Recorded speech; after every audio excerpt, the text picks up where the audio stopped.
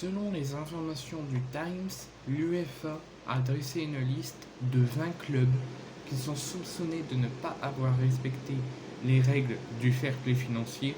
Le PSG et l'Olympique de Marseille risquent des sanctions.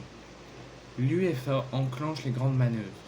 L'instance européenne a établi une liste de 20 clubs européens placés sous surveillance et qui risquent de ne pas respecter les règles du fair play financier.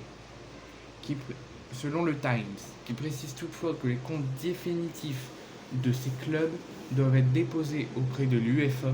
De ce fait, leur situation financière pourrait changer. Dans cette shortlist, on retrouve notamment le PSG et l'OM. Les deux clubs français font partie des 10 clubs qui auraient enfreint les règles du fair play financier jusqu'en 2020-2021, tout comme le FC Barcelone, la Juventus, l'Inter de Milan et l'AS Roma. Pour rappel, les règles stipulent que l'UEFA n'autorise que 30 millions d'euros de pertes sur 3 ans. Alors, est-ce qu'ils vont recevoir qu'une simple amende,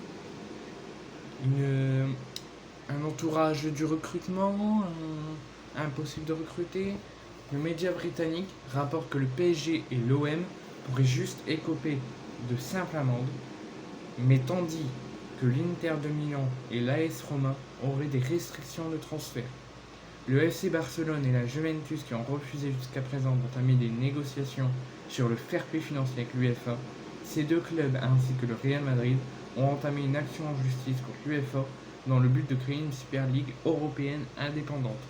Donc, jusqu'à la vraie annonce, l'OM devrait ne pas être sanctionné en gros, ne devrait pas avoir de restriction de transfert, mais devrait juste recevoir, comme le Paris Saint-Germain, une simple amende.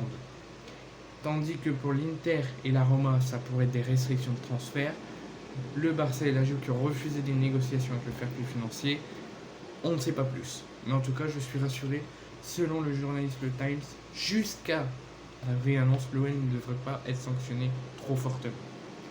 À partir de 2023, l'UEFA mettra en place un nouveau système. Le principal changement est philosophique. Il ne s'agit plus d'exiger l'équilibre des comptes, mais de limiter les dépenses allouées aux salaires, indemnités de transfert et commissions d'agents. Identifié depuis longtemps comme le principal problème économique du football, concrètement, l'UEFA va doubler le déficit autorisé sur 3 ans à 60 millions d'euros, mais obligera les clubs à limiter leur masse salariale à 90% de leurs revenus en 2023-2024, plus 80% et enfin 70% à partir de la saison 2025-2026, le temps que les contrats en cours arrivent à échéance. Ça fait beaucoup.